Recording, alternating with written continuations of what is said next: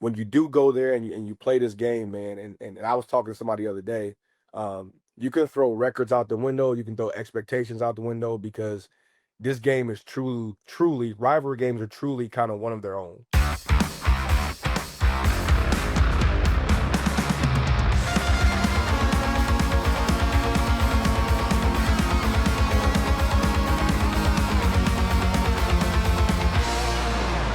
It's Mizzou That's Who here on KC Sports Network. Tucker Franklin hanging out with Maggie Johnson, and boy, howdy, do we have a border week show for you on today's episode of Mizzou That's Who. Tigers obviously coming off a big win against Central Arkansas. Maggie was there. Maggie, how are you doing? I'm great. I don't know why I get this way or why I let myself get this way, but I'm always nervous about a football game, even though at the end of the day, like, I don't play any role in if they win or lose. But I was even nervous about that game. So watching them come out and the offense just like clicking on most cylinders, I think the first quarter was a little bit rocky. Yeah. But once they started getting things together, they brought some people in and out. We got Zollers in some first quarter work. We obviously lost Sam Horn to injury, but I don't know. A lot happened in this game, but I really liked what I saw, like the positives that I saw. They were very positive. Yeah, huge win, 61-6 over the Central Arkansas Bears. There needs to be more Bears in sports, I think. Bears is a great mascot. It is an underutilized mascot. Also, Purple Bears for them is a very interesting choice on their end, but they should just be glad that they're not the Missouri State Bears, who lost by about 80 points to USC. Yeah, tough look for Bears, actually. It was a tough look for Bears. Tough first week of FBS for the Missouri State Bears, I will say. Mizzou 61 points in this game, with most in a home opener since scoring 72 against Missouri State. Funny enough. And, we gave up fewer points in this game than we gave up to Missouri State, though, I think. That's true. If I remember correctly, like, they kind of like started to come back, and it's just like, wait, should we put the ones back in? It's like, I remember that happening. Like, oh no, I don't have that final score up in front of me, but I remember that game getting a little shaky there at the end of like, is this even suck? Dicey. Yeah, it was a little dicey. But no, I mean, it was a good win. Other than obviously injuries to Sam Horn, it looks like he's going to be done for the year. I know he's that, like, never playing college football again. That's such a big bummer for Sam Horn. I feel for the kid, and you know, Eli Drinkwitz, talk about this a little bit here with Pat Forde and Jeremy Maclin are on today's show, by the way. I forgot to mention that. Like, that's kind of a big deal. I'm sure that's why you guys are actually here. But Pat Forde, we talk about a little bit with Eli Drinkwitz, had a really good quote talking about injuries, how you can't be afraid of them. I think that's kind of a good philosophy to have. But they did suffer two pretty good, decent injuries on the Thursday game. I almost said Saturday. On Thursday's game against UCA. Look, the big one's obviously going to be Blake Craig. He's going to probably have the most impact. I mean, depending on how if Sam Horn could have went out there and won the starting quarterback job, I would have been shocked because Beau Pribula played a pretty damn first half.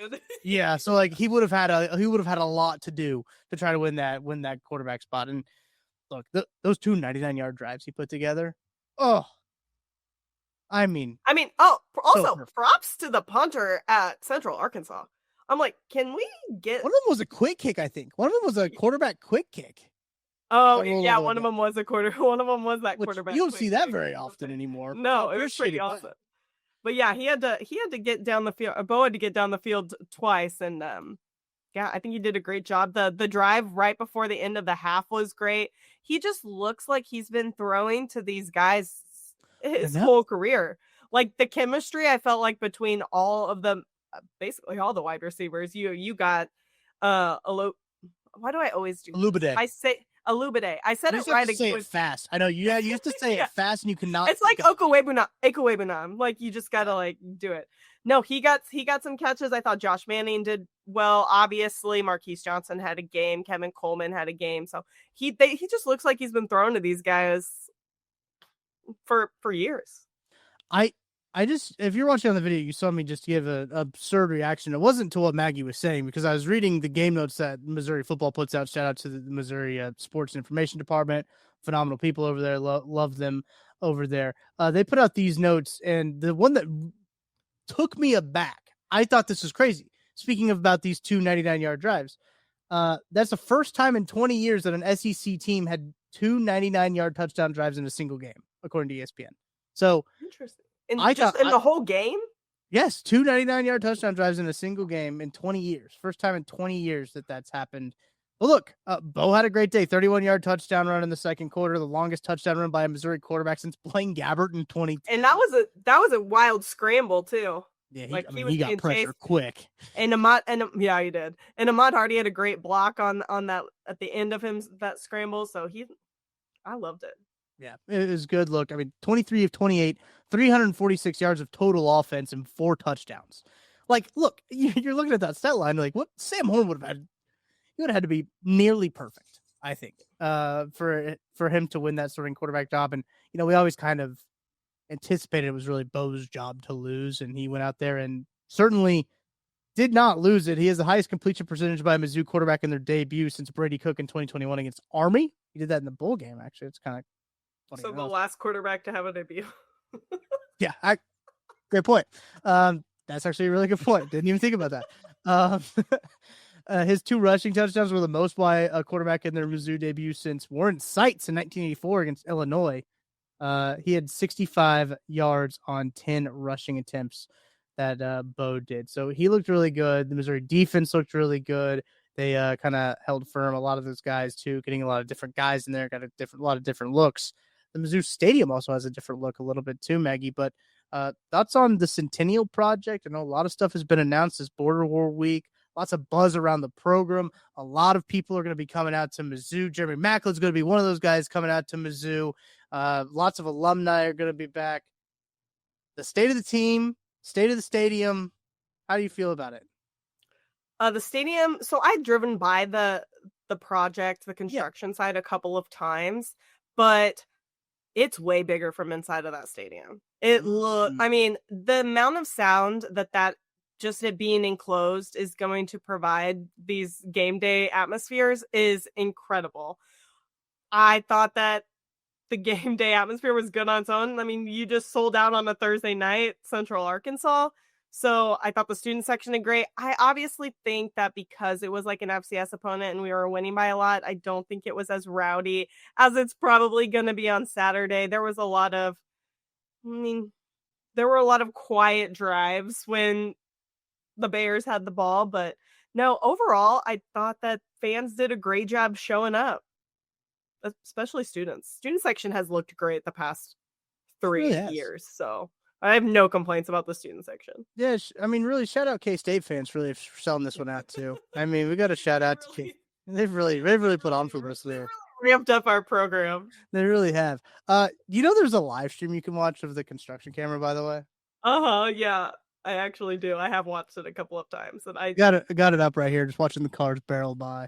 Wait, can you put it in fast? It's live. That one's live. That's what it says. It says this is live. Okay.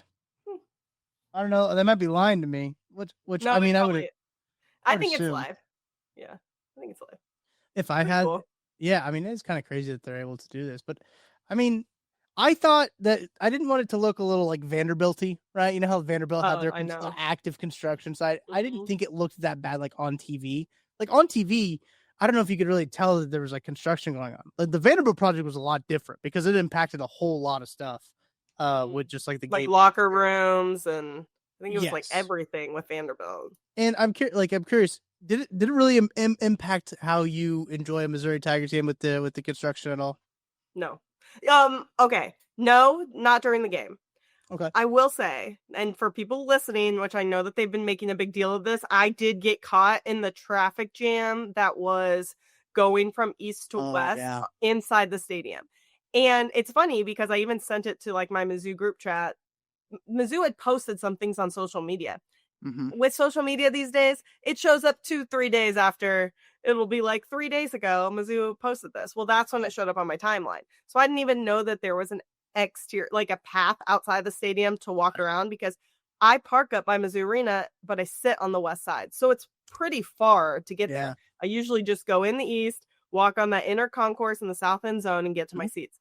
That took about 45 minutes to an hour. Some people didn't get to their seats until I think around the end of the first quarter. So follow the maps. Just get on Mizzou football. Follow the maps. if you're going from east to west, use the exterior pass. I promise you it'll better your stadium experience.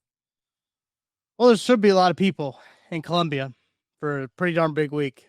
A week that has been circled on a lot of calendars for a very long time.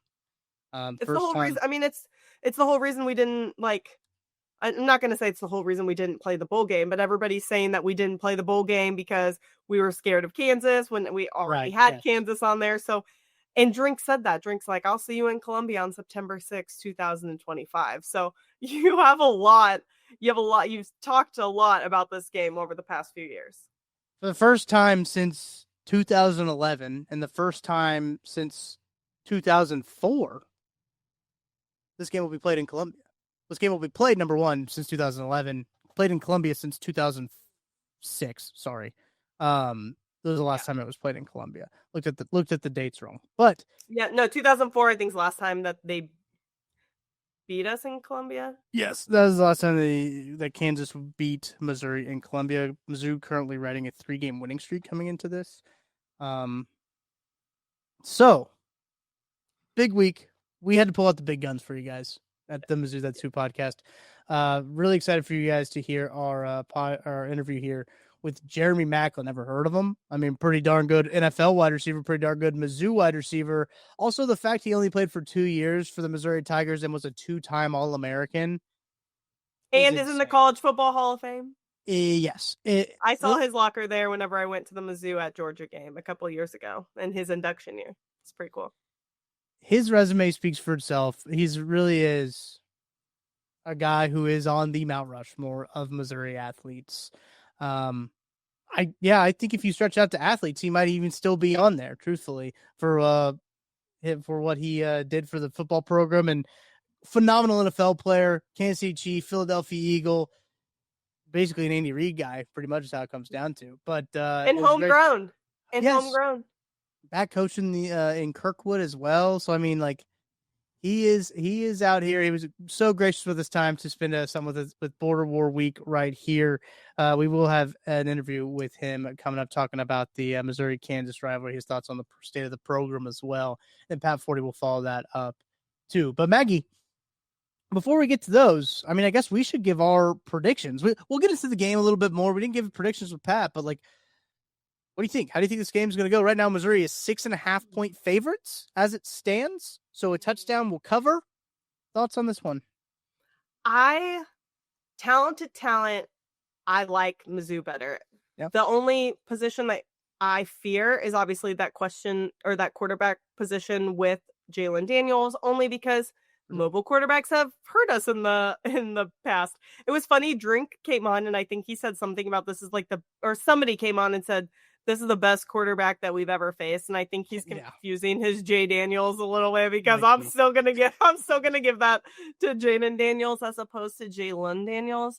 Right. But yeah, I think that if we can put the pressure on him, let him scramble, but don't let him have too much time. Like if he's going to be scrambling, you got to get to him because you can't have those wide receivers wide open down the field.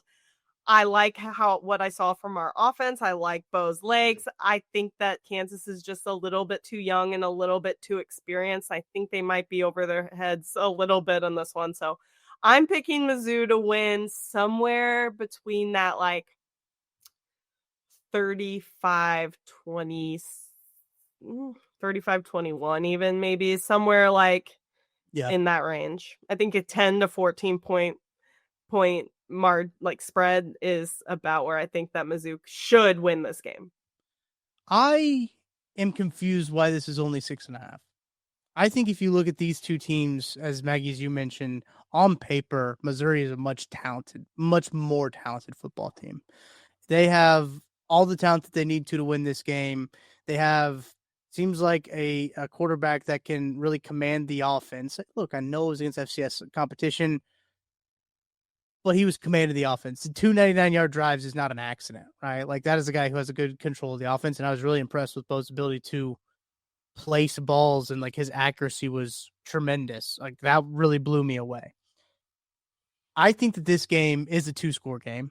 I think it's a game that could get out of hand. I think it's a game with Missouri's rushing ability, with Kansas's injuries on the defensive side of the ball. One of their transfer linebackers is not going to be playing in this game. They got some injuries on both sides of the ball. These guys, Kansas has some injuries, more injuries than Missouri has. Blake Craig going to be missing some time. As soon as he'll be back is probably the A&M game, if he even is back. But it sounds like Blake Craig's going to be missing some time. That's a big bummer for Mizzou. But in the end, I don't really think it'll come down to a Blake Craig field goal like it came down to a Harrison Mevis field goal in the Kansas State game, or it came down to Harrison Mevis needing to hit something. I think Missouri takes care of business. I think the defense is going to get after this Kansas team, a Kansas team that doesn't quite have the talent on the offensive side of the ball that they used to. Great offensive line, but I think that like they have their guys. They got Daniel Highshaw over there. I mean, they have Jalen Daniels. Like, those are good guys, but they don't have the same like wide receiver like Luke Grimm last year. I mean, they had guys out there that you were respectable wide receivers. Maybe they do now, but they're not as proven. Well, they got a couple of transfers. I know they got a transfer from like Alabama and stuff like that, but they got a transfer from Alabama because he probably wasn't playing at Alabama the way that he wanted to play. And there's no shame in that. Like it is the point of the transfer portal, but true. I still don't think at any position other than maybe quarterback that they have that big of advantage over Missouri. And I don't even know if they have an advantage at quarterback. I just am giving him that because of his experience and his 3,000 years in college. It's really crazy. It's insane. But I'm taking Missouri. Man, I think they're going to put up some points too. I really liked how this offense looked. Maybe I am just being blinded by FCS competition, but the way that Beau was able to command that offense made me feel really, really good heading into this game. I'm taking Missouri to put up some points. I'm saying like 41-21 is what I'm saying. I feel real good about Mizzou. And there was never a doubt that we were not going to pick Mizzou to win this game, right? We're not going to pick Kansas to win. Yeah. They cannot win this first game either, by the way. Missouri cannot let that happen, especially on the home field. I think home field's going to play a huge aspect into this as well. I think that's going to be a huge part of it. So I think Missouri rolls in this one. Yeah, no, I'm looking forward to it. I think it's going to be a good one. Hopefully I'll be on my feet the whole time with the rest of the crowd. So if you're not going to be in Columbia with Maggie and the rest of the crowd, you can come up to Holiday Distillery. Still got some spots available for that. We'll be hanging out there. Matt Miller, myself, all kinds of people from KCSM will be watching Mizzou KU. And Matt Miller and I will have a postgame show right here on this very here YouTube channel. Wherever you listen to your podcast, we'll have that postgame show right after the game gets done, win or lose. But it's going to be a win. That's a win. It's going to be a win. But yeah, let's go ahead and get into our interviews. You guys didn't come here for us to yap. You heard us here to talk to Mount Rushmore, Mizzou. I don't know if he's in the Mizzou Hall of Fame yet, but he should be if he isn't. Jeremy Maclin, he's first, and we'll talk to Pat Forde coming up right after this. Let's take a break. We'll hear from Jeremy Maclin after this. Shop Chiefs tickets and more with no fees. Plus, save big with code KCSN at ticketsforless.com, the official ticket provider of KC Sports Network. Calling all Chiefs fans, you could be on the field at the 50 inside GEHA Field for the official coin toss at a Chiefs home game this season. Visit Chiefs.com/GEHA now. Enter to win a chance to be on the field for a once-in-a-lifetime view of the pre-game coin toss. Plus, you can score other exclusive prizes. Enter for a chance to win at Chiefs.com/GEHA. GEHA is the proud partner of the Kansas City Chiefs. What's up, guys? I'm BJ Kissel, founder and CEO of KC Sports Network, and I'm here to talk to Kansas City businesses. If you rely on technology, you need an IT support team that's not just another vendor, but a true IT partner. That's why I want to introduce you to my friend and neighbor, KJ Miller. He is a VCIO at ThrottleNet, the Midwest's highest rated and most reviewed IT support company. They've been in business for more than 25 years, helping companies stay secure, productive, and ahead of the curve. They aren't just IT support, but they provide data security, IT strategy, and cloud software services. They do it all, and their reviews show they do it better than anyone else. So if you want to hear about how ThrottleNet can help your local business, join the conversation with myself, KJ Miller from ThrottleNet, and our resident genius from KC Sports Network when it comes to IT, at least as he's affectionately known by us, Mr. Craig Stout. Click the link in the description to hear how ThrottleNet can help you. Welcome back to the Zoo That Soup podcast. We are here with a man who, honestly, for Missouri fans, needs no introduction. He is I think he's on my Mount Rushmore of Missouri football players, and we couldn't think of anyone better to be here for Border War Week. Jeremy Maclin, J-Mac in the house. Appreciate you joining us, Coach Jeremy Maclin, I should say. Yeah. How are things with you? Well, first, appreciate you guys having me. Things are good, man. Just gearing up for this week, and getting ready to come down to the game this weekend as well down in Mizzou, and couldn't ask for a better week. So I've heard a rumor that like everybody's gonna be there. It's gonna be, listen, the elite, the elite. I've gotten a lot of texts. I think it's huge getting this game back and getting this rivalry back, and just for what it means, not only for both schools, but just for college football in general, with everything changing and the landscape, and we're losing so many great rivalries in the process of it all. So to have a chance to get this one back is pretty special. Well, that's kind of what I wanted to start off by talking about, is just having this rivalry back. The SEC kind of shifted some scheduling things early in the year to take impact next year, so you can still have a powerful rivalry. How does it feel like being around the program, being around like the Mizzou country, and having the Mizzou KU rivalry back as a former player? How does that feel for you? Man, it's great. The one thing is just getting the current rosters to understand the significance of it. I thought Drink did a great job with bringing people in and getting people to tell their stories and share their experiences about what this rivalry actually means. But yeah, I'm here in St. Louis, so you hear the buzz, you hear the talk. People are excited about it, and I honestly, I'm excited that it's a home and home. I love being able to have that game, in front of our fans, and then for them to get that game next year in front of their fans. So it's pretty cool. What are your thoughts on? I've heard like rumblings of like some people would like it to be like home, Arrowhead. Home, Arrowhead. If the rivalry were to continue, like, did you enjoy playing? Because you never got to play that in Lawrence against Kansas. So did you like playing in that neutral site, or would you rather be home and home? Listen, it was great. It was cool, especially for where the two programs were at the time. I think both of them are at the height of their kind of their peaks, and so it was really cool to see that stadium, to see the atmosphere, to see it kind of split down the middle. I played Illinois in the Dome, so I never really got a chance to play, what they call, I guess Nebraska. So that also was really cool as well. So the neutral sites is fun, but I mean, it's something. I mean, as a guy who loves to play in front of his home crowd, it's something about being able to play your rivalry at home. It just adds a different element to it. J-Mac, I was starting to do a little bit of research into, how you've done against Kansas in your career. And look, it's kind of this surprised me. Kansas, I think, is the third highest team you have yards against. I guess I'm going to throw you on the spot here. Trivia question: do you know the two teams ahead of Kansas that you have in terms of receiving yards against? Just total in your career. I think it's Colorado and Kansas State. I was going to say, and it's not just like K-State, it's at K-State. I'm pretty positive it was the at K-State game. Yeah. So I think it's Colorado and Kansas State. Yeah.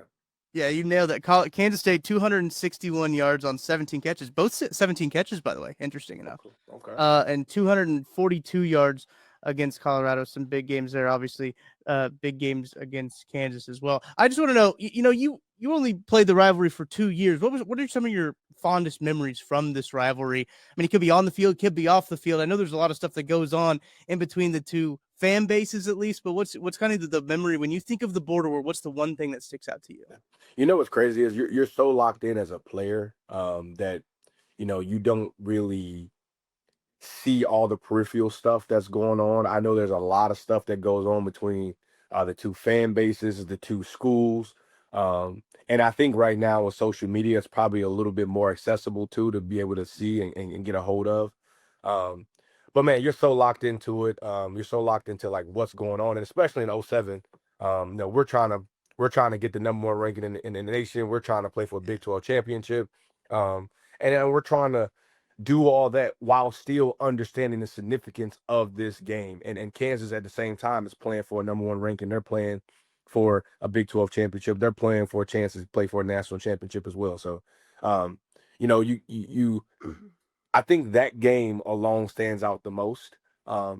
because of what it meant beyond the rivalry. Right. The rivalry was definitely at the forefront, but man, you talk about first number one ranking since I think 1960. All these other things, a chance to play in the Big 12 championship, a chance to get another crack at Oklahoma, who gave us our lone loss earlier in that year. So it was a lot of things going on. So I think that game definitely stands out the most. And then the next year, on paper, we were by far the better team, and that's what happens with rivalry games, right? You don't come to play, you don't play your A game, and you get nipped. So, it's one of those things where, when you do go there and you play this game, man, and I was talking to somebody the other day, you can throw records out the window, you can throw expectations out the window, because this game is truly rivalry games are truly kind of one of their own. And I was just saying the other day that, Mizzou, hey, we're playing for playoffs. We're trying to get a playoff berth. We're trying to take that next step. I hope that the game inside the locker room doesn't mean more to Kansas than it does to us because of what our expectations are. So I think Drink did a great job of trying to get out in front of that. But I think as a fan, if there's one thing that I'm kind of, worried about a little bit, is that, hey, this game is their Super Bowl. Our Super Bowl is trying to make it to the college football playoffs. And I hope that doesn't get caught up in the mix of that. But at the same time, that you can't lose an out-of-conference game in the SEC if you're trying to get to the college football playoffs. So hopefully that's also the motivation we need as well. Kind of back on that, like preparing for your rival. Like, would you do anything different to prepare for a rival? Do you do anything different now, like as a coach, to prepare for a rival? Is it all kind of just like you do the same thing every week and, just play your type of game? I think as a coach, I think it's just attention to the details, right? It's the small things that I'm not gonna say you let kind of slide in the normal week, but maybe it's a little more like, hey, it's a 6-inch step, not an 8-inch step. And maybe it's a little more like that.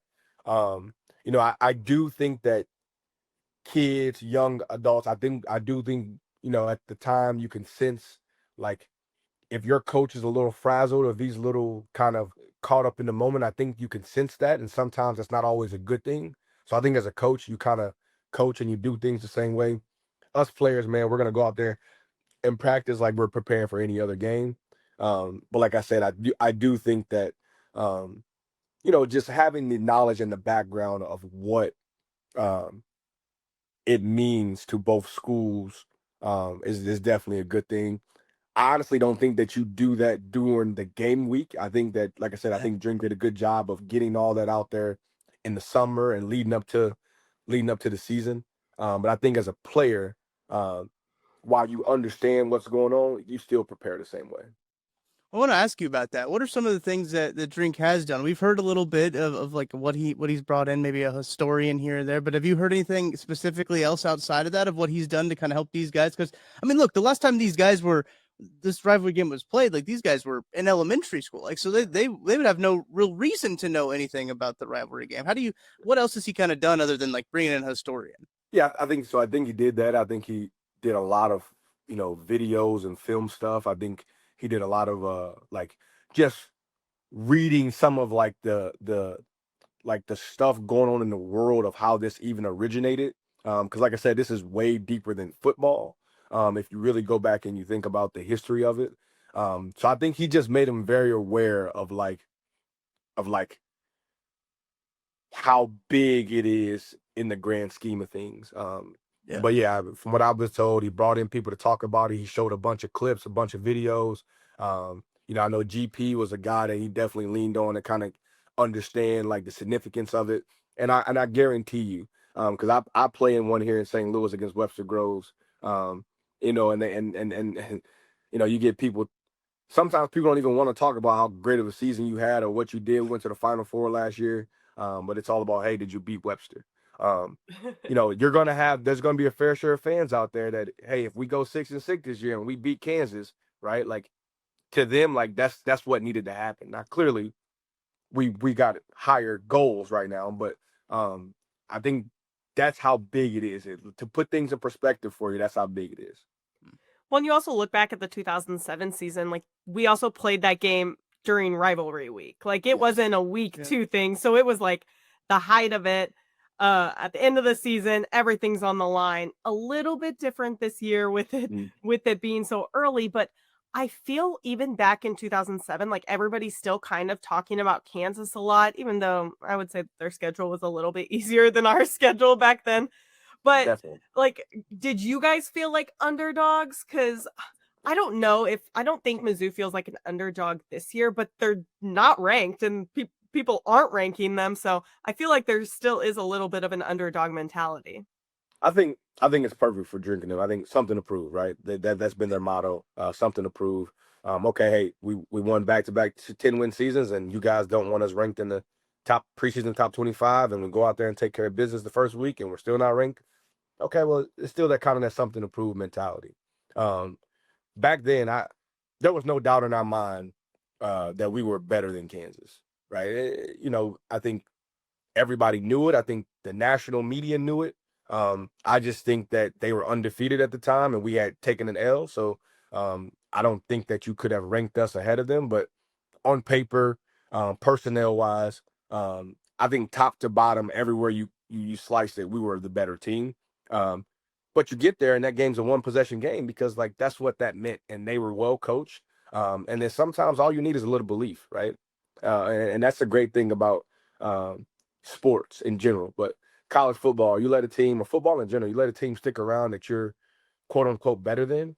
I mean, they're on full scholarship just like you are. So anything can happen at that point. But as you're talking about us, the players or internally, we thought we were definitely a better football team than them. I mean, that game is probably one of the best football games I can remember watching, truthfully. That 07 Missouri game, the atmosphere of it with an Arrowhead, the nighttime, everything. Man, like if this Missouri-Kansas rivalry can get back to that level where both of these teams, like, look, Kansas is trending in the right direction. Yep. I mean, they're not to Mizzou's level yet, but like they're trending in the right direction to make this a respectable game. And I think that's what college football needs. College football needs rivalries like that. It needs games that are of highest importance. I don't ever think it's going to go back to like being that rivalry week, Maggie, like you were talking about there. But like, Iowa State play on week 2 every year. Like it could be one of those week 2 rivalry games that could really grow into something. As I mentioned earlier, with the SEC schedule changing, you got to play a Power 4 team. It almost seems like it's a perfect marriage at this point for these two programs to agree to play each other in the just forever, pretty much. I think. I think it makes a lot of sense. I think the thing that I love right now about college football and the landscape, and listen, I was never a huge transfer portal guy. I was never a huge, but what it has done is it has kind of spread out kind of the talent a little bit. And that's why you're seeing, Florida State not just beat Bama, but kind of physically dominate them, right? You see Virginia Tech, who end up losing the game, but physically were in that game for 3 quarters. And I think some of these teams that we're used to seeing being really good teams, and then some teams that were maybe not so, but like I think it's now giving everybody an opportunity, especially now with the NIL stuff and if you have resources and all that other stuff. Absolutely. It's making it a little more even across the board where, hey, you may only be 2 deep as opposed to, Bama not having 6 first-round receivers on one team. So like I think that's now kind of what I kind of like about it. So now, all right, well, who are your better coaches, right? Who can recruit better, right? Who creates a better environment for these kids to go in and be successful, right? Who develops a little bit better, right? Because, yeah, like you can go get a transfer portal guy, but like sometimes they don't always pan out. So, I think it now comes back to a little bit of that development, but I think it comes down to like, okay, can I recruit this kid to make this kid feel like he's at home to come here and help this team win and all these other things. So that's what I do like about kind of what has kind of transpired a little bit in college football. Yeah, I think Drinks really relied on the transfer portal, to be honest. We've talked in a couple of our episodes about the experience that we have on our team, and Tucker makes a spreadsheet. Excuse me. Tucker makes a spreadsheet, and it has they're all color coordinated, and we have a lot of red on there. We don't have a lot of incoming freshmen coming in right now in this 2026 class, but the way the Drink uses the transfer portal, you don't really need it, because I don't feel like he's going to use, freshmen to replace these 4th year, 5th year guys anyways. So it does make it a lot easier for teams like Mizzou to compete. J-Mac, I only got a couple questions left for you before we get you out of here. We do appreciate your time spent out here. As a Mizzou fan who is also a Chiefs fan, awesome. Love to get to talk to you a little bit, and also the little crossover there for playing for the Kansas City Chiefs and everything like that. But I got to ask you about the wide receivers on this Missouri football team, because they've had some pretty darn good wide receivers. They got a darn good wide receiver coach as well, Jacob Peeler. What do you think about the core that they have? Just, it seems like from top to bottom, from the upperclassmen to the lower classmen, they got dudes all over that roster. Yeah. Well, first of all, I'm a big fan of Peeler. I think he's a really, really good coach. I think they have I think their top 3 is the perfect blend. I think you got Coleman, who's kind of your do-it-all. He can get downfield. He can move the chains. I think you got Johnson, who can clearly take the top off. Can do some other things, can get some jet sweeps and things like that. Elite speed. And then Manning's kind of your bigger body. But, I mean, people don't – like, I was telling people last year that he's a baller. He just hasn't had the opportunity yet to show that he's a baller. And I know they got some young guys in the midst. I know we got a transfer from a bigger body guy from Illinois State. So I'm interested to see how we incorporate everybody else. But those 3 right there, man, I think they complement each other so well. And then not to mention North Fleet, and a guy that nobody was talking about, who I knew was pretty athletic just from being here in St. Louis, and was Jude James. And I don't know what type of role he's going to have moving forward. But I was able to see him in high school. I was able to watch him in high school a little bit. And, he's kind of he's not your 6'5", 6'6" guy, but he's thick, and he can catch the ball, and he can run. He can do some really good things. So I think that core, that receiving core is pretty solid. There's not really a weakness there. Those guys complement each other pretty well.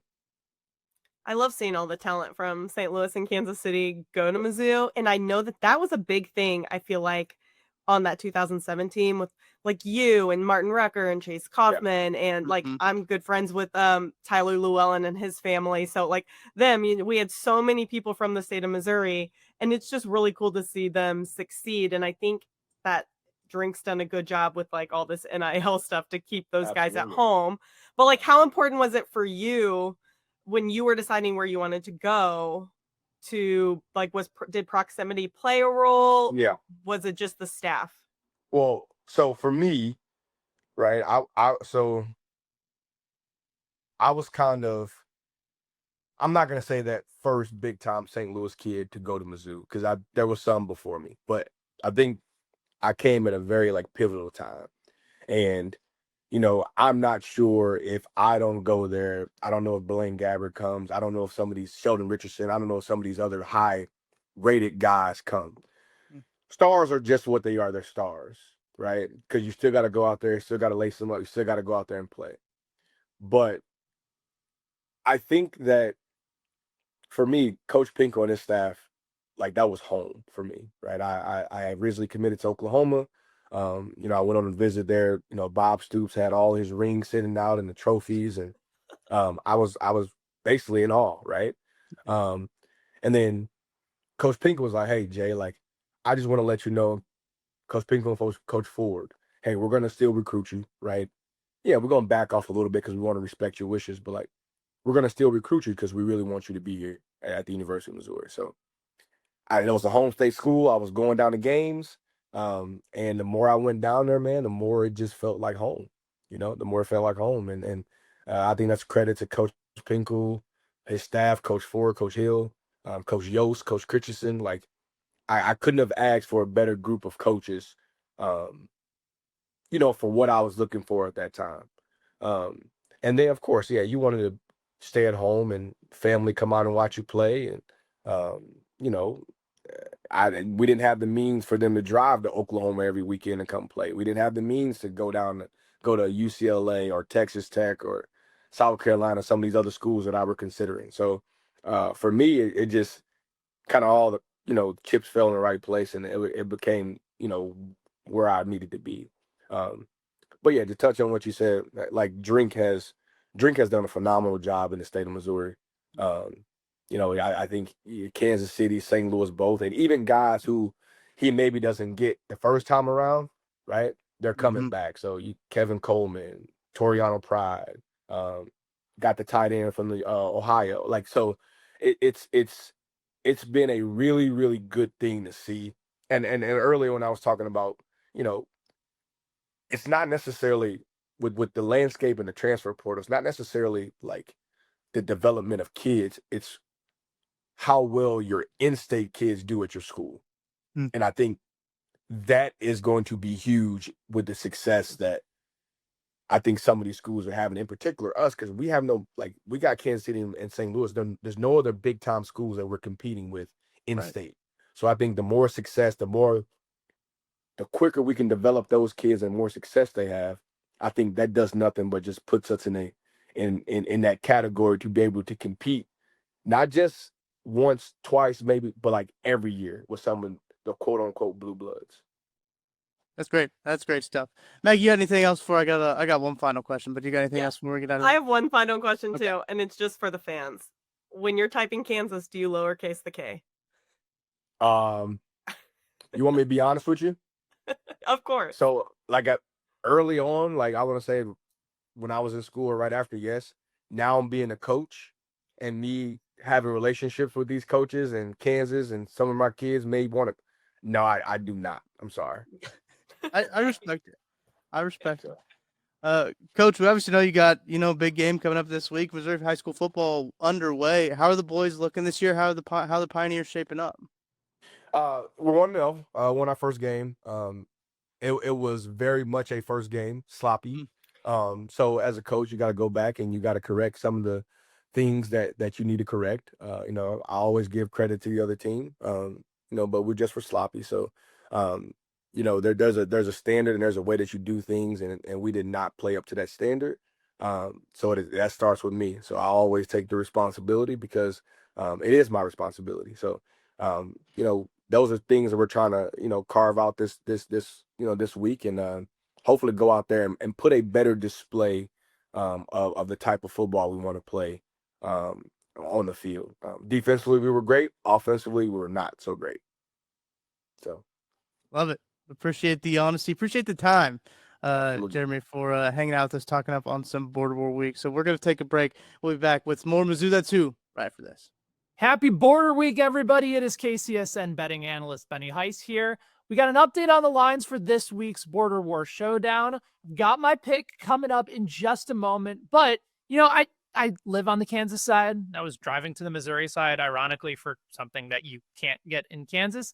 And it continues to hit me that Missouri fans and Missouri sports fans have been waiting forever. But the good news is the wait is almost over because DraftKings Sportsbook, America's top-rated sportsbook app, is finally coming to the Show Me State. And if you have to think about waiting till December 1st to get started, think again. You can sign up right now. And when we go live, new Missouri resident customers get $300 in bonus bets for placing just a $5 bet. $5. That is less than your seasonal pumpkin spice latte. It is pumpkin spice latte in addition to football season. But listen, this isn't some rinky-dink operation. It's DraftKings Sportsbook. You get live in-game betting, lightning fast payouts, so many ways to play, all from your phone or mobile device. And when you go live, you are betting with a sportsbook trusted by millions that is safe, secure, with fast withdrawals, everything that you could possibly want. All right, let's talk a little KU Mizzou. The Jayhawks are currently the underdog, plus 200 on the money line at DraftKings.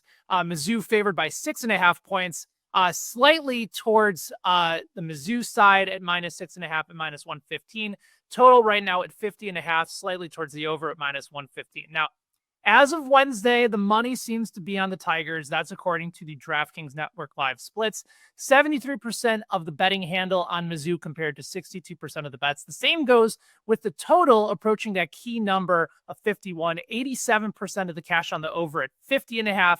And while there's movement towards the over, I'm going to actually zag a little bit, and I'm going to take the first half under at 25.5. Both of these teams are going to be amped up, and we've seen both of these defenses play well. They take a stand early on so far, and we've also seen this as a thread and a common theme throughout college football, with the offenses eventually catching up in the second half, but leading with the first half defense. So I expect this to be a little bit more offensive as the game goes on. Mizzou is also a very good first half game total underplay. 5 of their last 7 home games, including 4 or 5.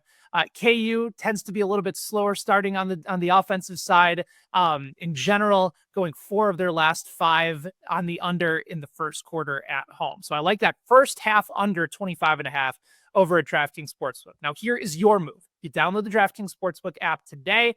Use code KCSN. And remember, when we go live December 1st, that $5 bet turns into $300 in bonus bets. Code KCSN in partnership with DraftKings Sportsbook. Remember, if you have a gambling problem, call 1-800-GAMBLER, 21 plus and physically present in Missouri. Eligibility restrictions apply. Bonus bets expire 7 days after they are issued. Excludes customers who redeem the pre-launch sign-up offer. All the terms available at sportsbook.draftkings.com/promos. I'm Brett Goodwin, one of the owners of The Learning Tree.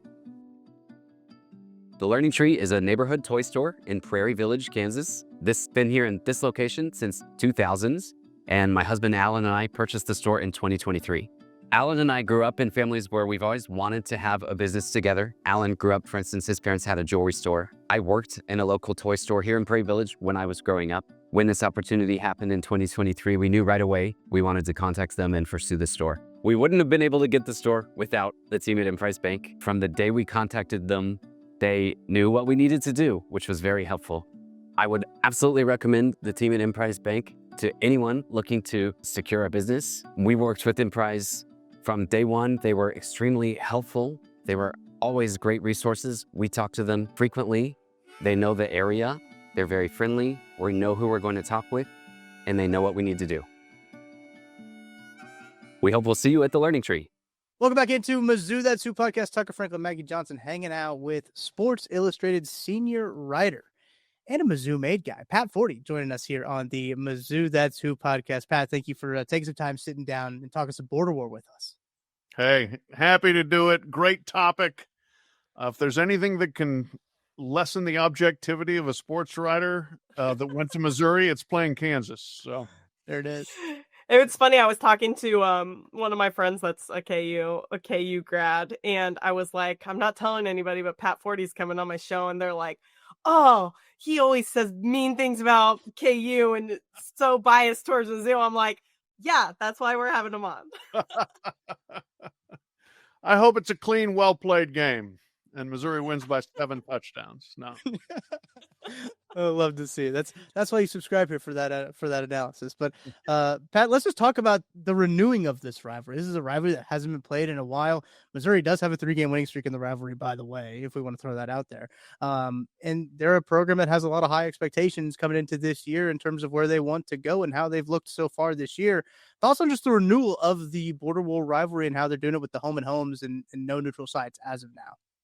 Yeah, I love it. I'm really happy they're playing. It's great for both fan bases. One of the worst things about realignment has been the loss of some of the great rivalry games. And so to schedule it non-conference and, as you noted, Tucker, to schedule it in each other's stadiums, I think is even better. Kansas City obviously would be the natural place and play there in Arrowhead, and they've done it before very memorably. But it's better when you're playing it Faroe Field and was it Booth Stadium or whatever they're calling the new stadium there at Kansas. So that's where it should be played. And yes, the rivalry should be on. So kudos to both schools for making it happen. I feel like my age is kind of the last age that was there to see both. There was a game on campus and then there was the games at Arrowhead. So it's so hard. It was also just so long ago. So it's even hard for me to even really remember everything except, the safety in the end zone. But yeah, those games at Arrowhead, they were electric, but they were electric because of where Kansas and Missouri were at the time, where their programs were at the time. I don't think that every season is going to be that way. So I'm loving the home and homes as well. Yeah, I think college football is always better played on campus.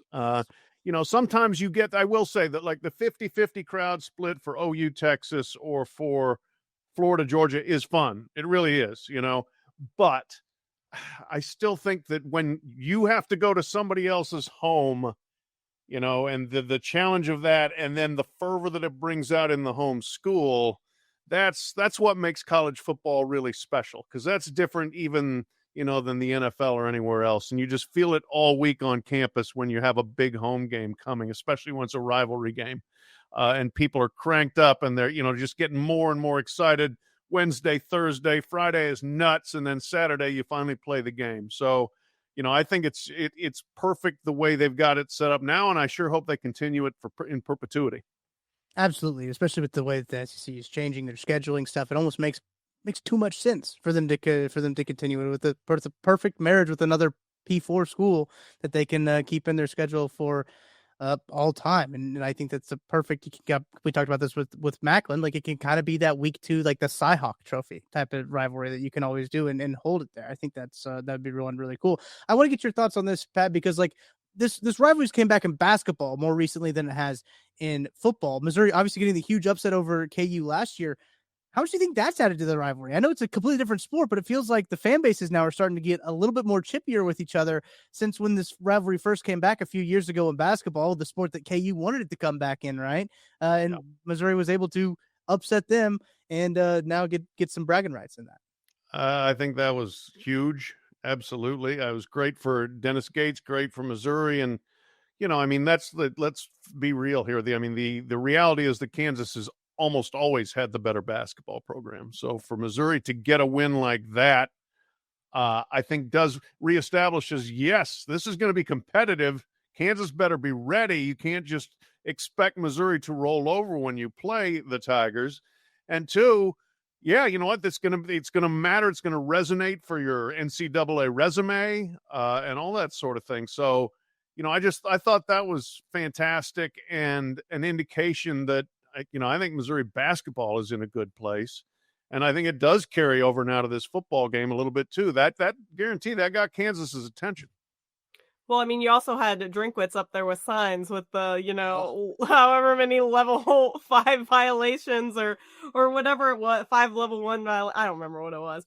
But you got him instigating, which is, that's what he does. But I do think that Drink's done a good job at also giving Lance Leipold and Kansas like their praise as they do deserve. Like you can make fun of them all you want for the seasons that they've had or not. They won 8 games a couple of years ago. I think they won 5 last year. That's a step up. Like that's a massive step up from where Kansas was. So I think it's going to be a good game. Anything can happen in a rivalry game. And I think that that's why Kansas and Missouri have such an even number of wins. Like I think we're up like 1 or 2 games, and I think that some of those are debated but amongst the fan bases, especially due to that 1960 game. So yeah, I'm super stoked about it. I think you have these people buying in that have nothing to do with the state of Missouri, and like Drink and Gates and all that. They don't know anything about Missouri, but they stepped on campus, and what happened? They hate KU. Yeah, no, it's fantastic. I do love Drink. He's such an accomplished smartass and provocateur, he can do it in a variety of ways. And I am entertained by that, to be sure, and yeah, him with the signs, that was excellent. That's expert trolling there. Let's call it what it is. Kansas has been in trouble.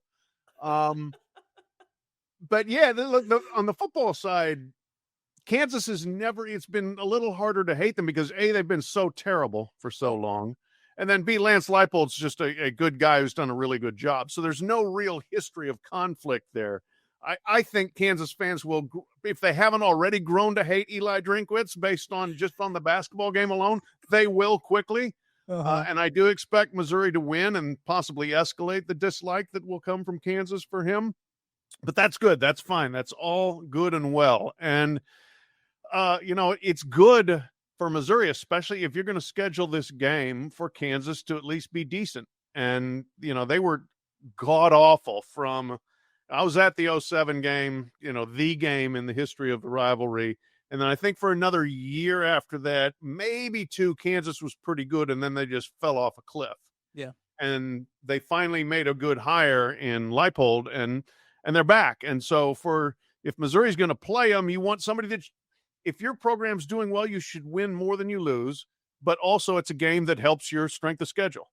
And theoretically, that's what this could be for Missouri, as long as Kansas is at least decent. Let's talk about kind of the two biggest parts of this matchup, and it's the quarterbacks for both teams.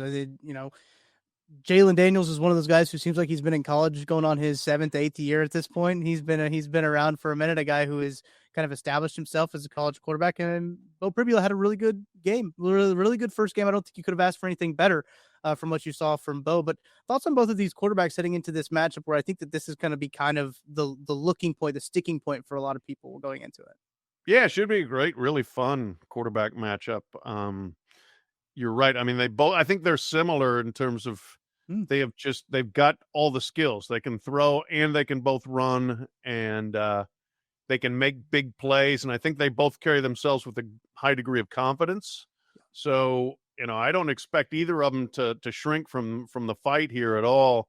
Jalen Daniels is 22 years old, and this is his 6th year of college football. So I don't know how that math works out. He was like underage when he got to college or whatever. We need to see that birth certificate. Yeah. I mean, I looked at this like 3 times to make sure I was right before the season. It's like, wait a minute, you started in this year and you're still 22? How is this possible? Right. But he's been through it all. He's seen it all. If he's healthy, and so far he is this year, he's really, really good. And they've got a good creative scheme for him. Yeah. But I do really like what Beau showed everybody. Missouri needs to clean up their quarterback protection. He got hit a lot against a not very good team. Caden Green moving from guard to tackle is a work in progress, I would say, after that first game. He's a super talented player. You wonder if he's playing out of position, but as a super talented player, he'll probably figure it out and get better. But Missouri's got weapons. They've got speed. I like the look of what they've got in terms of playmakers, offense, defense, special teams across the board. This looks like an SEC team in terms of speed and athleticism. I think with Kansas, I think they returned most of their offensive line, which plays like a huge role. Obviously, we had some turnover in ours, so I do think that is going to be kind of the difference maker in the game. Other than that, I think position to position, besides maybe that quarterback position, I think Mizzou is the more talented team, especially on defense in that secondary for sure.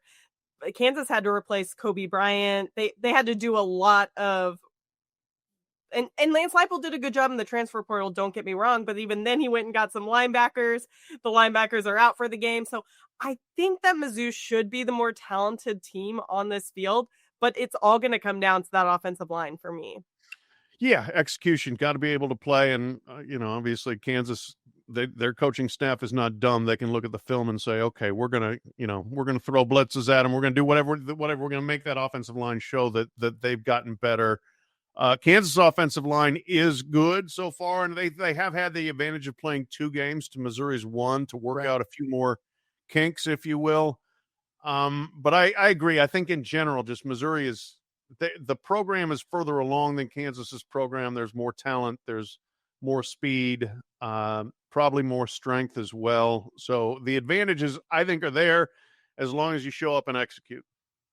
Well, speaking of that talent, that wide receiver room is just heavy laden with talent for the Missouri Tigers. That's one of those positions where you feel pretty good. And Maggie bringing up the secondary of Kansas, and especially the linebackers as well. That could be an area of really where the Missouri Tigers can exploit them. How do you feel about the Missouri Tigers, their wide receiver room and the talent that they have from their freshmen up to their upperclassmen to their lowerclassmen? It's like they just got all kinds of dudes in that room. Yeah, really exciting. I mean, Kevin Coleman was the big transfer get, but and he was really good, especially the kick return from him. But Marquise Johnson and Joshua Manning as well, and then obviously the freshman Donovan. I don't want to mispronounce his name. Olugbode. Adubula. And then thank you. All right, thank you very much. I think the tight end situation is great. Not just Yes. Norfleet, but you got a good freshman there too. So, I really like what Missouri's done there, and I think having Luther Burden and Theo Weiss and those guys, I think, kind of established, okay, this is a good place for receivers to go and to be able to flourish and get drafted. And so, I think that that's going to only continue to help them in the portal and in high school recruiting as well. So that, I would look for those guys for Missouri to let it rip and see if those guys can get deep the way that they did in the first game. What do you think are some of the keys besides offensive line, which we've already talked about? What do you think are some of the keys to winning this game for maybe even both sides? What do both sides need to do? Well, I mean, it's cliche, but start with turnover margin. And Missouri was good in that area. Took 2, lost none. Taking care of the ball in a game that's relatively close is absolutely vital. But Kansas, generally speaking, has been pretty good in that area as well under Leipold. But they're a +1 turnover margin through 2 games, so they've been a little bit less consistent in that. I'm trying to see here. Yeah, they had lost 2 turnovers against Wagner. So if you're loose with the ball, and Missouri does have the kind of guys that I think can take the ball, that's the biggest thing. So that, and then ball control, that it's a bit of an outdated stat in terms of how long you possess the football, but that Missouri's been good at that in recent years. They have Really been good. able to grind out clock, elongate drives and just keep moving. And I am, with Beau can run for sure, but the question is now with Sam Horn's situation, how much do you really want him to run? Zollers may end up being a really good player, but you don't want to be throwing him in there because Beau got hurt in the first half against Kansas. So there's probably got to be a little bit of a balancing act there for Drink and his staff, Kirby Moore, to figure out how much do we really want to run the quarterback here. I thought Eli Drinkwitz had a really good quote on Tuesday, and I thought that was really interesting, just kind of like an inside glimpse into his offensive philosophy now as they go from not really having a backup quarterback. Now you had 2 quarterbacks that you felt really good about, and now you don't. Now you have a freshman, as you mentioned, Pat. But he said you can't control injuries, but you can't be afraid of them. I thought that was a really interesting quote about how he was going to kind of shift his offensive philosophy there. I want to flip to the defensive side of the ball too, because this is one side that, I don't think was talked about a whole lot really with Missouri, but they were hit the transfer portal hard in their defensive side of the ball. In their first game that they had, look, I know it's against an FCS Central Arkansas, but they only had 73 passing yards. Central Arkansas only had 73 passing yards. That was the fewest for a Mizzou opponent since September 7th of 2024 against Buffalo. And the defense was also held Central Arkansas to 1 of 13 on third downs. I mean, look, I know it's an FCS team, but they took care of business. They did what they needed to do. What are your thoughts on Missouri's defense kind of coming into this Kansas matchup? I like it. I think they're in good position. As you said, no, the competition wasn't good, but I thought what they put on the field was strong. Disruptive at the line of scrimmage, getting into the backfield. Damon Wilson had 2 sacks. They had 7 tackles for loss, which tells me that's going to be the aim and generally has been one of the calling cards of Drinkwitz's time there, is just being able to get in the backfield and disrupt the other team. So that also helps your coverage. If you're going to play man-to-man, but the quarterback is running for his life, he's going to have less time to find the open guy. So I think that's probably the formula that they're looking for. It was so interesting. Williams Winery, who was the big recruit from Kansas City, who transferred to Nebraska. I was watching him play in Nebraska's opener, and he certainly looks the part, and you think, oh my gosh, you lose a guy like that, that's really going to hurt you. Yeah, not necessarily. I think Missouri is one of those places where defensive ends and linebackers can go to thrive, and you're going to be able to have guys that can step into those positions and make big plays. And you have to think about it this way, is that if you're going to be an SEC team that's competing in the SEC, you can't be reliable on one guy. You just can't be. You have to be deep, or you have to get somebody in there to replace them. So really when he left, I was like, oh yeah, that's a bummer, because there was so much talk about him. Like, we literally talked about him for 2 years, it seems like. But then he goes out and he gets Damon Wilson, and you're like, okay, maybe it won't be as bad as we thought it was going to be. And even if we wouldn't have gotten Damon Wilson, obviously he's a huge addition, but like we're very deep on that defensive line. So yeah, he just adds so much more like complexity to that defense, I feel.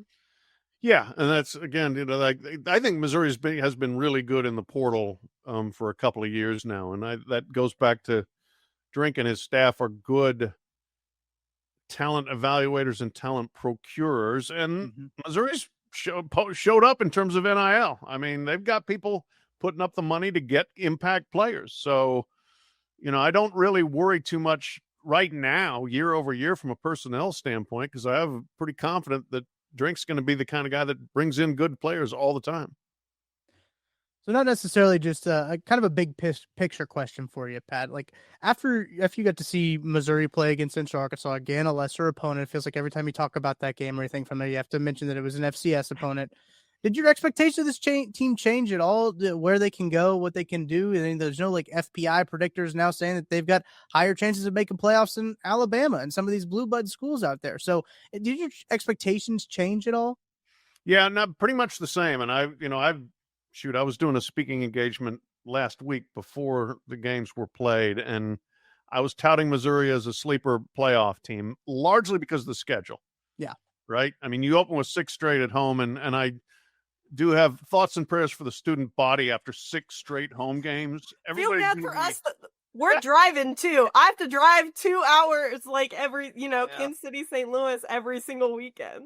Yeah, but you're not spending Thursday, Friday, and Saturday getting hammered on campus. I don't think. I don't know. Maybe you are. Maybe, yeah. Not anymore. I gave that up like 2 years ago. Yeah, see, I hear you. But like the students are going to be exhausted by mid-October. Like, oh my God, another home game. I don't know whether I can do it. But no, the schedule just gives them a great chance. And that's, you go through and you're like, okay, you can win every single game. Well, maybe Alabama is going to be tough. Well, did you see Alabama? Maybe not that tough. So I think they have a chance for a phenomenal start to the year. And then you see what happens when you hit the road later on. Auburn, incredibly tough place to play. Vanderbilt, tougher than it had ever been before. You're at Oklahoma, which looks a lot better. Arkansas, Missouri's program's in better position, but that's a bit of a rivalry game, so who knows? So make hay while you got it here with these home games, and that's another reason why this Kansas game is big.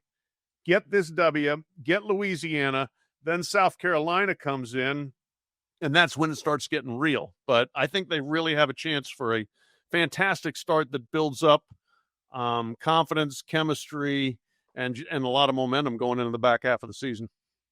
Yeah, we've talked about this game kind of being similar to the 2023 K-State game where it's setting up your season.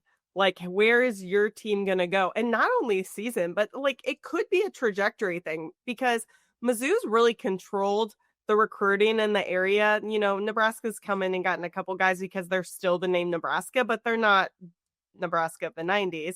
You're really kind of taking who you want at this point out of the area. You don't want to give any reason for any of those players to go elsewhere. But you look at what's kind of happened to K-State since that happened. They'd won the Big 12 championship, then came to Mizzou, lost, went 8-4, and they've just kind of been on a downhill spiral, almost lost to North Dakota last week. So you really, really need just to kind of show that dominance in the area. Look, beating people that you recruit against is always vital. And that's another reason why beating Kansas this week is an important thing because they'll be recruiting Kansas City and Western Missouri and areas like that. So winning these kind of games is really big. And yeah, I think one of the best things Missouri has done in recent years is to do really well in the St. Louis area. And you want to maintain that. And the more you can just establish, hey, this is where the best players in the state go, the better. And that's been the talking points forever since back when I was in school and probably before then. It's the only Division I school in the state, the only FBS school in the state. You got to control the state. And there have been a lot of years when they didn't control the state. So doing so is really important. Pat, last one for me here. I appreciate your time. I'm sure Maggie's got a couple more, but I want to talk about College Game Day not being in Columbia for this one. I know that, look, I guess OU Michigan is a bigger draw. I don't necessarily think so. I think it's kind of crazy that they're not going to KU Mizzou for this one. You got other places coming to Columbia for this game, but College Game Day is going to choose OU and Michigan over the border war? That's kind of crazy to me. Well, if I were making the call for College Game Day, I would be in Norman too. So sorry, but trying to put on my national media hat, I'm going to Michigan, Oklahoma. I was trying to get you. Yeah. Look, I was at the 07 game when Game Day was there. I was on the set. I was working for ESPN. I was working for Game Day. And so I get it. And that was such an awesome atmosphere. And I do remember, I was the guy, I was kind of the Pete Thamel role. You stand on the side stage over there, which actually was just the parking lot at Arrowhead Stadium, and give you a report on who's healthy or who's not healthy or this and that. But the amount of excitement and anticipation for that game, and to have Game Day there, everything. I mean, that was the perfect storm and really the apex of the rivalry. I was at Mizzou during when last time Game Day came to Mizzou in 2010. And obviously Mizzou showed out. Props to all the Mizzou fans, all the parents, everybody, they came out for it. I think as a fan, just like our perspective on it is like, we understand who OU and Michigan are. Like, we know, like we're not sitting here thinking that we are that level of a program or anything, but it just gets exhausting seeing them be like, we can't wait to go to new places. We can't wait to cover new teams. They were in Norman last year for the Tennessee game, and they were at Red River Shootout last year for the OU. So I think we just get tired of hearing like the same thing. You're like, okay, well, you don't really practice what you preach, I guess. Yeah, no, they don't. I mean, they go where they think the eyeballs are going. And bingo. Michigan, one of the biggest fan bases in the country, and Oklahoma, a very big fan base as well. And college basketball Game Day goes to Lawrence because that's where the eyeballs are there. So that's kind of Mizzou's place in the universe right now. But the best way to change that is to win games. And so, like I said, you get off to that hot start. I mean, who knows? I have not looked at the competition at all. Like September 20th, what the games are, but if it's undefeated South Carolina and undefeated Missouri, maybe. I think it's a pretty weak slate. I think I've looked at it. It's a pretty weak slate. Okay. So possible. Even like I'd say Alabama gets it back together and it's undefeated Missouri against one-loss Alabama in October 11th, maybe. I don't know. Dare to dream, that again, keep winning and eventually they'll have to show up. People just got to show out for SEC Nation. SEC Nation's coming. Just show out, show Game Day what they missed. All you can really do. That's what you got to do. All right, Pat. We appreciate your time talking some Mizzou and Kansas here, the border war too. Phenomenal rivalry. So glad that it's back. So you got your 40-yard dash up there on SI. What else you got going on for us over there at SI? Oh, way too much. Got 40-yard dash. All 4 quarters of that are up. Column from the Bill Belichick debacle. I was there for that. Column from LSU beating Clemson. We're recording another podcast. Others Receiving Votes is the name of it. That'll be tomorrow. Got video coming out later today. So a bunch of stuff. But I do have to say too, like, okay, out of all the stuff I've done, probably some prideful ownership in the fact that when I was the sports editor of the Man-Eater 1,000 years ago, every time we did the Eater picks for the Friday paper, we said we put Kansas in there, we picked Kansas to lose, and we put "We hate Kansas, yes we do" every single time. I love it. I love it. That's great. All right, well, let's go do it for this jam-packed edition of Mizzou. That's who. Appreciate, Pat, for all your time as you spent with us here previewing that game. For Maggie Johnson, I'm Tucker Franklin. We will see you, or I will see you, after the Missouri Tigers game. We're going to have a live post-game show from Holiday Distillery up in Weston, Missouri. Make sure to come out, hang out with us there. Matt Miller, ESPN's Matt Miller, and I will be up there hanging out. So make sure to come hang out with us if you are in the Kansas City area and you aren't going to Columbia for some reason. Ticket price is too high. Didn't get them in time. Whatever.